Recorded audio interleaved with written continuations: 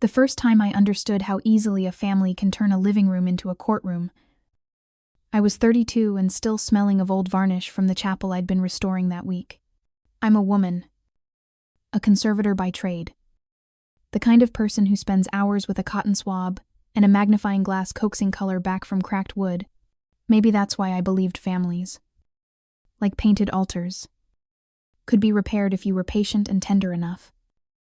I kept believing that even when my mother looked at me over the rim of her tea and said in a voice that pretended to be calm, "You're not in the will." The cup trembled just once when she set it down, leaving a pale ring on the glass table as precise as a stamp. My brother didn't look at me at all. He was busy pinching the sleeve of his suit, so the cufflink, our father's old one shaped like a compass, caught the light for the lawyer to admire. The compass was turned the wrong way, pointing east when our family had always been stubborn about facing west, toward the river that fed our childhood. It was a nothing detail, but the kind of nothing detail that catches in the throat when you know a lie is sitting in the room, smiling with perfect teeth. I was born in late summer, when cicadas were a scream in the trees and my grandmother swore that meant I'd have a loud heart. She wasn't wrong. I have spent my whole life making silent things speak wood, paper, pigment, and I would have been happier if I could do that with people. I was my father's second child. My brother arrived first and took up the space of a first son. A small sun we orbited. I learned to love things he didn't want: cracked porcelain bowls, journals with uneven lines, afternoons with my grandmother sewing borders into pillowcases and listening to stories that felt like secrets. My mother called it sentimentality. She made the word sound like a minor illness, but my father called it attention. He was a carpenter who made stairs that lifted in a slow, patient curve, like breath filling a body. When I was 9, I watched him run his palm over a rail he'd spent days sanding and said, "You never rush your hands." He laughed and told me that was good advice for everything but boiling water and putting out fires. My father died on a Wednesday in early spring, when the sky was a flat gray sheet and the rain couldn't decide if it wanted to fall or hang in the air and be invisible. He was on a ladder because of course he was, smoothing plaster above the entryway, and the ladder went sideways, the way bad things do. In a movement so ordinary, you hardly see it until it is already happening. For months after he was gone, the house smelled like his soap, and I would open his closet and press my face into shirts my mother was too tired to give away.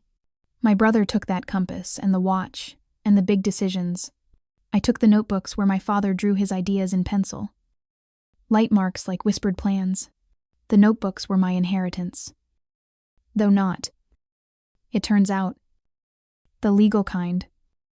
I didn't learn about the will until after the funeral chaos thinned and the neighbors stopped bringing casseroles. I had spent that week at the chapel, kneeling with cotton swabs, lifting soot from gold leaf, thinking there was something honest in restoring a sky full of angels while my own had been torn out of the ceiling.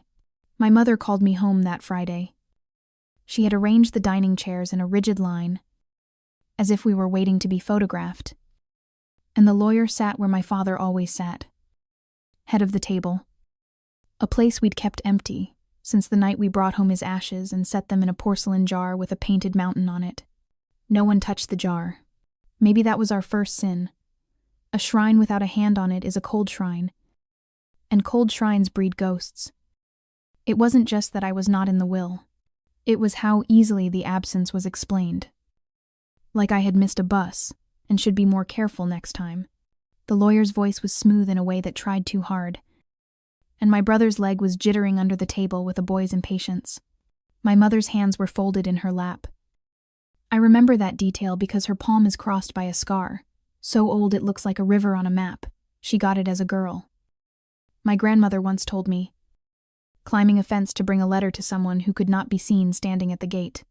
We do not talk about the letter, or the fence, or the person. We are a family built on unsaid things.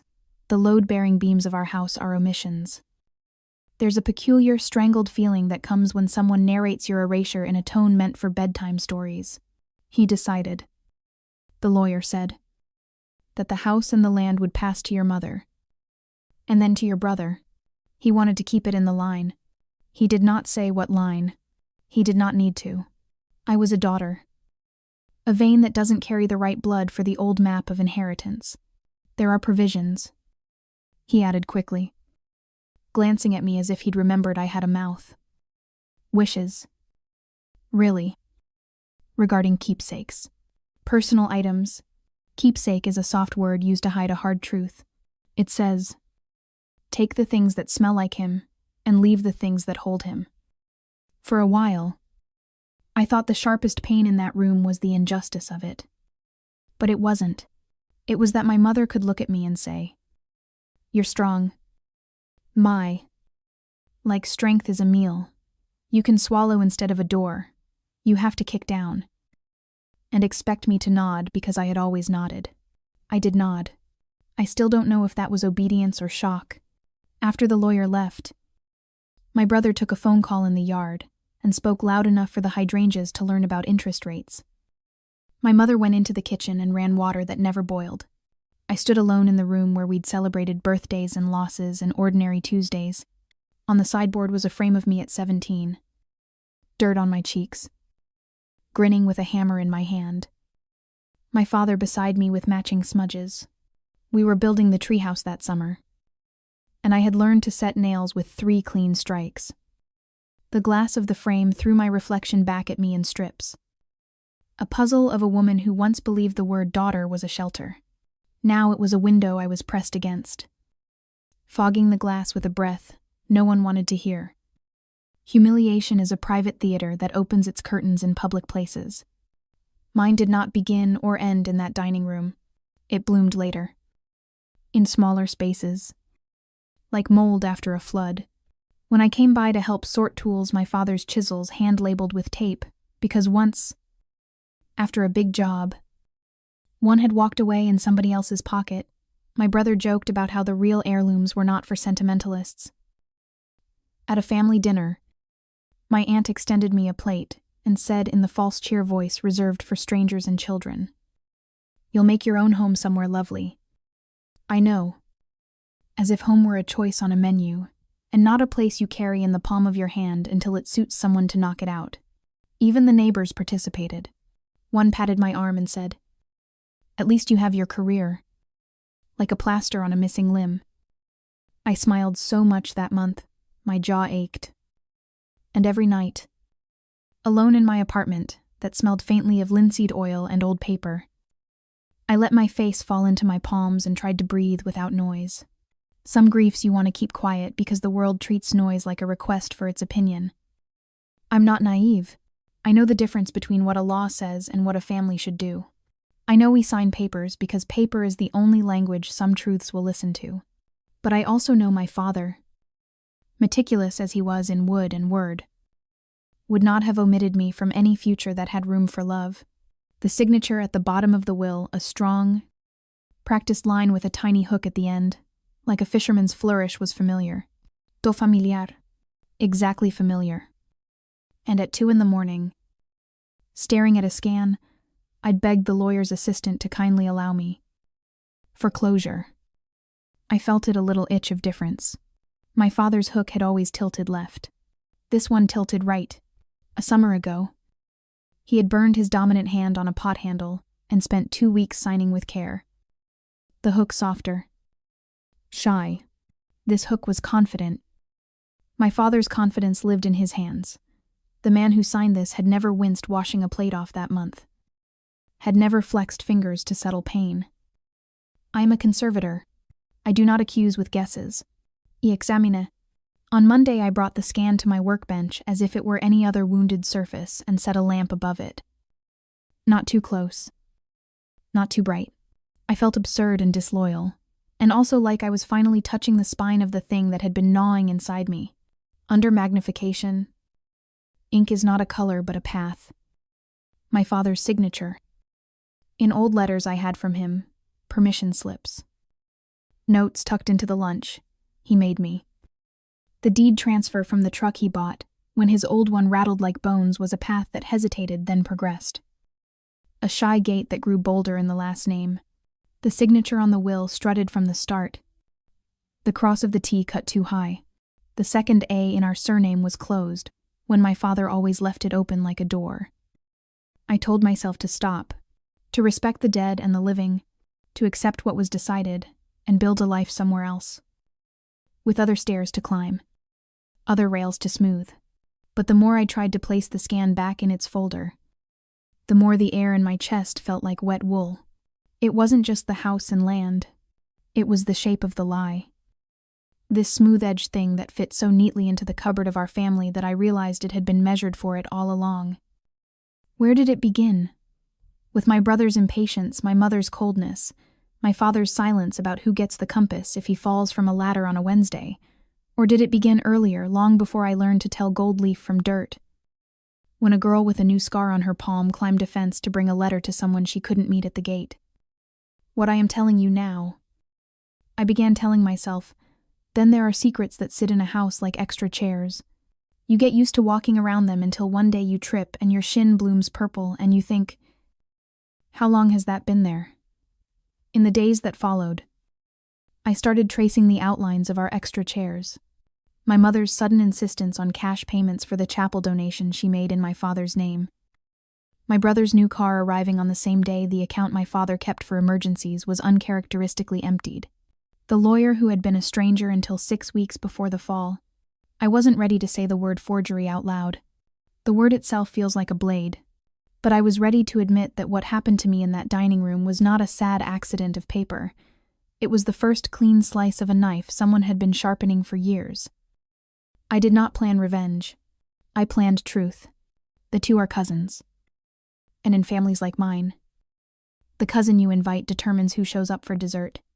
I took a leave from the chapel and used my restoration time to restore a story. I cataloged my father's signatures. I requested copies of documents our family had filed this past year. I asked questions with a daughter's humble voice and stored the answers with a conservator's ruthless discipline. At night, I spoke to my grandmother's memory, to the woman who stitched borders and told me that every pattern in a family is a map of a decision. She had been gone for years. But some loves walk with you anyway. The way the scent of your own shampoo lingers in a room after you're gone. Proof that a body you trust was here. I asked her to help me see the map. I didn't know yet what I would do with the proof when I found it. I only knew that if I kept pretending the stain on the table was a pretty ring from a clean cup, I would lose my mind. My father taught me not to rush my hands. He did not say not to steady them. In my apartment, under the same good lamp I used to coax breath from a painted sky, I began to steady mine. I didn't set out to expose my family. I set out to understand them. But truth has a way of unspooling faster than the hands meant to hold it. The first thread slipped loose when I visited the notary's office under the pretense of requesting copies for sentimental reasons. The clerk, a small woman with a silver chain around her glasses, found the request routine enough to smile. Always nice to see a daughter care about her father's papers, she said. Her kindness scraped something raw inside me. She passed me an envelope stamped with dates, 2.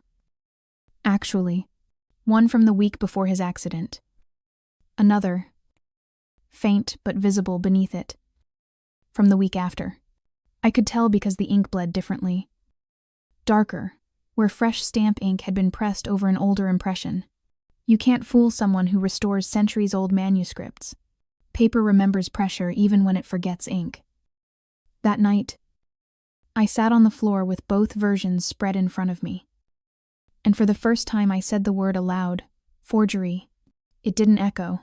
It landed heavy, like something that had been waiting for me to pick it up.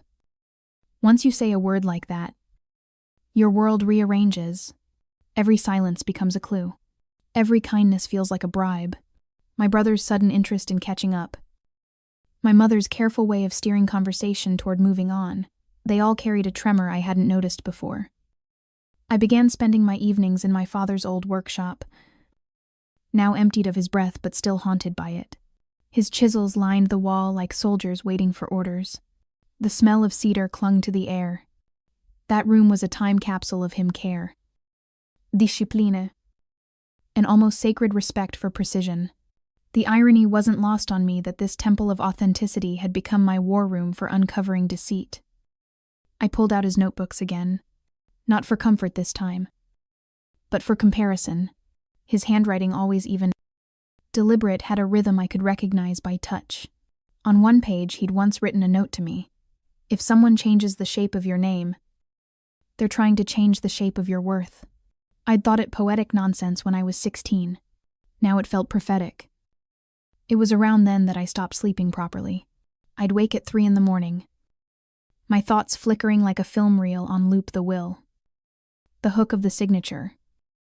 My mother's eyes avoiding mine. I started carrying a notebook of my own observations. Times. Dates.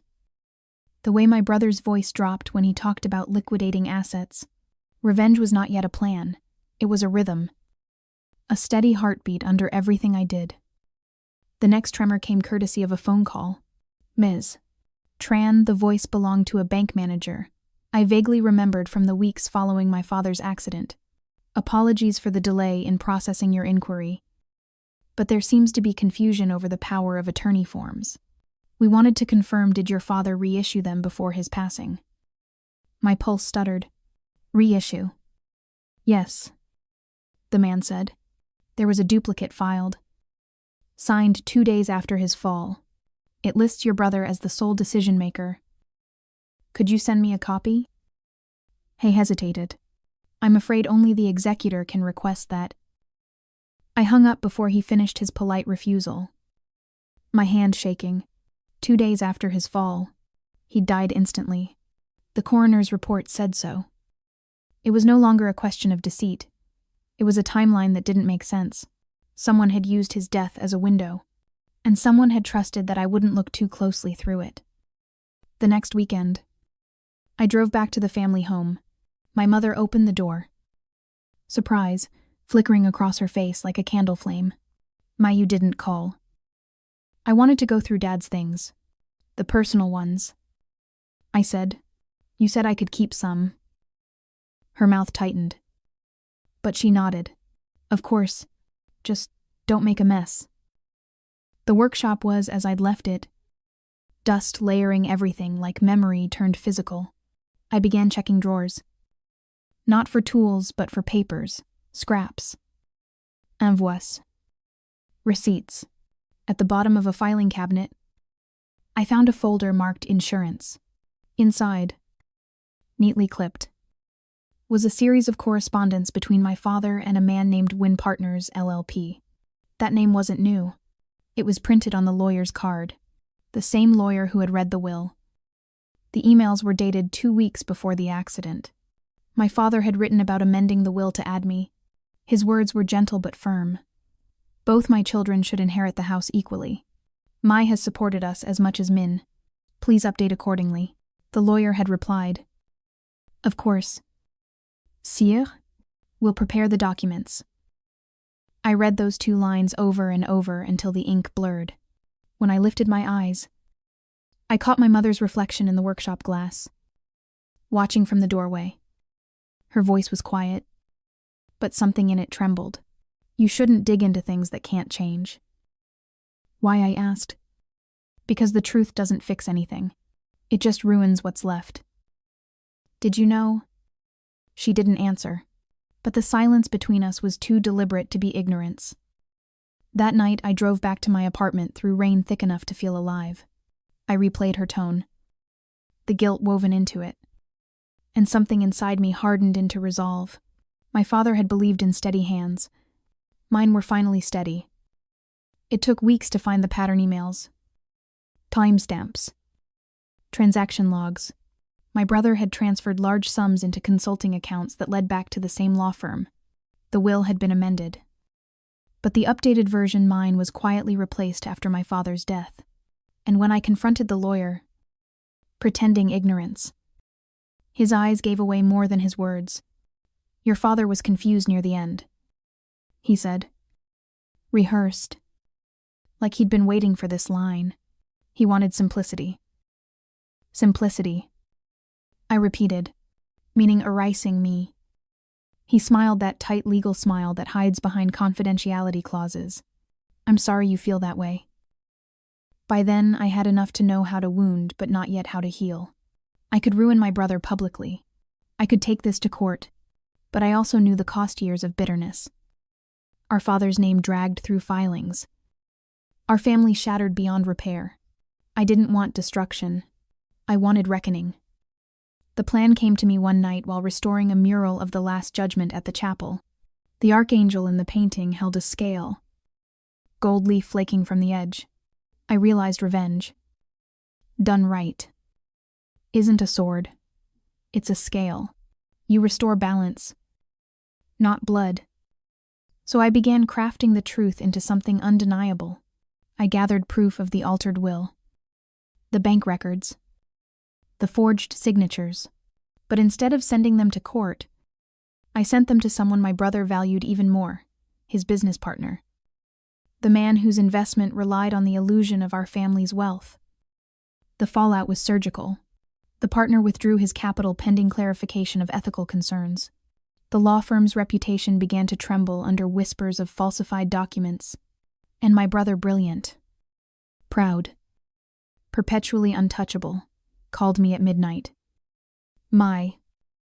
He said, voice cracking. You did this.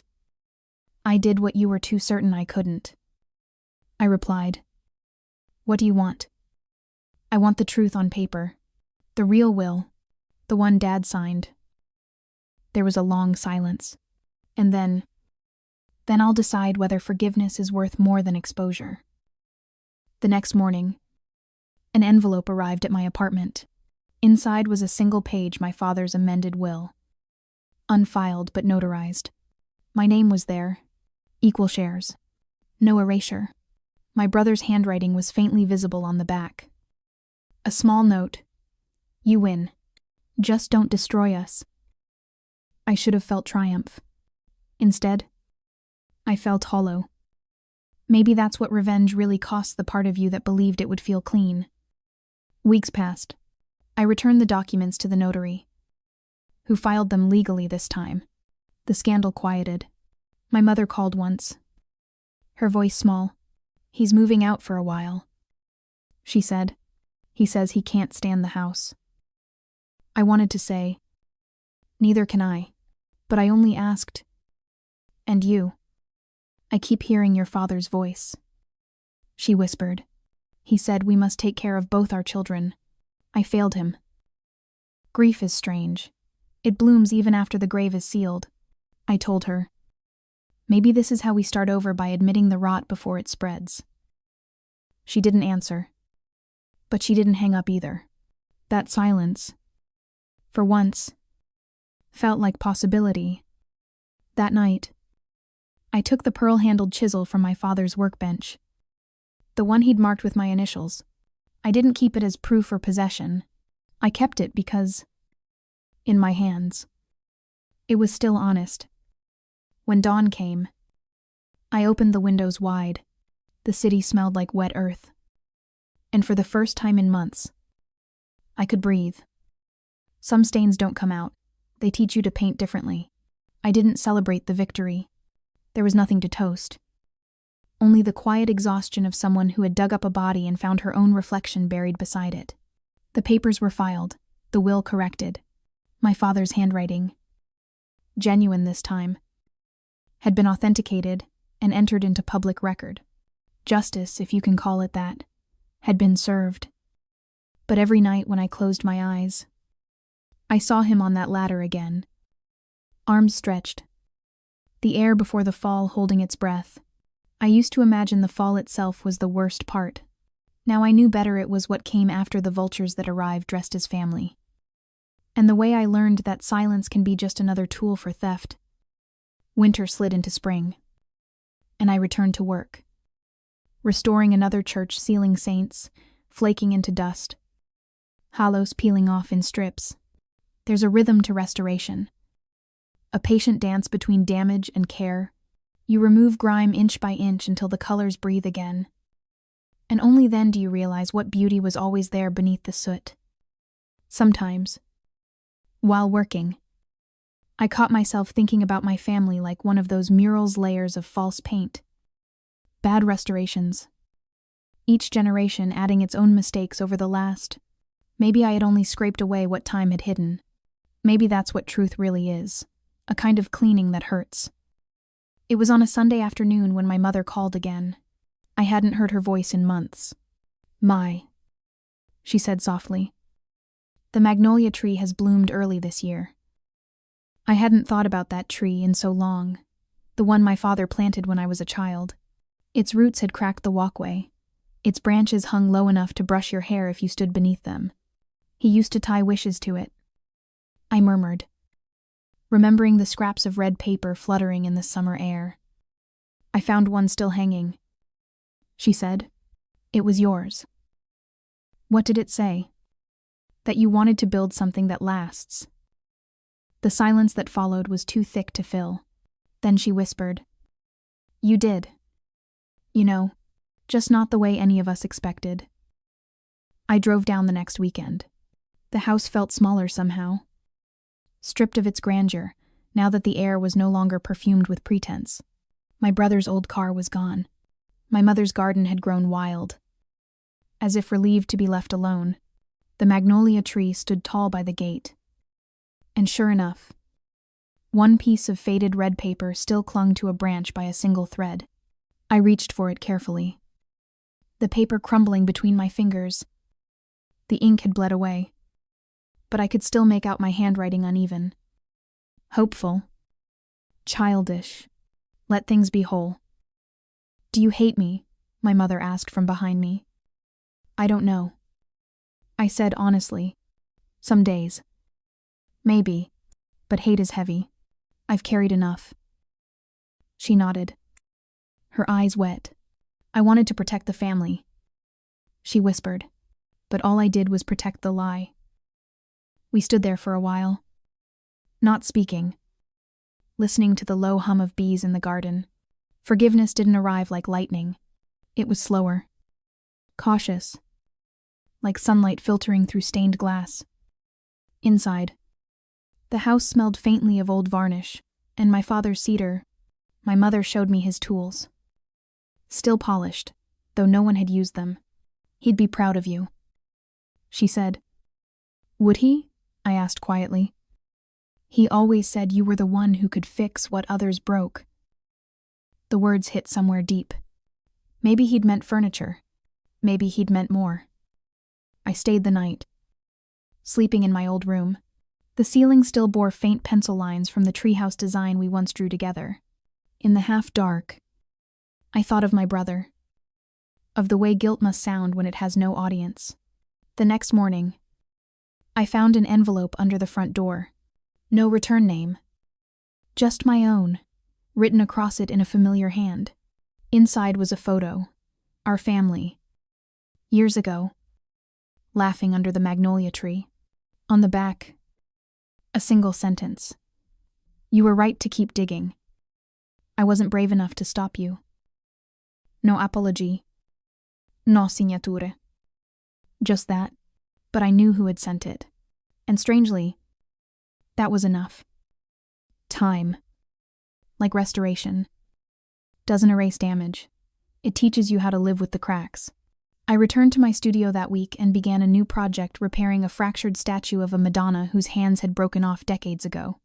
The curator suggested replacing them entirely. But I refused. I reattached each fragment, seam by seam. Gold filling the lines like veins of sunlight. When it was finished, you could still see the scars deliberately left visible. I thought of my father, of my mother, of my brother, somewhere trying to rebuild a life without the cushion of lies. And for the first time in a long while, I felt peace. When I locked the studio that evening, the sky outside was the same soft blue my father used to mix for the chapel ceilings. I tilted my head and whispered, "You were right. Dad, the trick isn't to rush your hands. It's to know when to stop holding on." I went home, placed the pearl-handled chisel on my windowsill, and let the city lights catch on its blade. If anyone ever asks what revenge looks like, I'll tell them this. It looks like freedom. Not the loud, triumphant kind, but the quiet sort that breathes through you when you've told every truth there is to tell. and nothing left inside you is borrowed or broken. And maybe that's the lesson my father left for me, not in a will, but in a life, that to stand on your own feet is not a punishment. It's the only real inheritance there is. If this story moved you, please don't forget to like, share, and subscribe for more stories about truth, family, and finding strength in the ruins we inherit. I'd love to hear your thoughts. Tell me what forgiveness means to you in the comments below.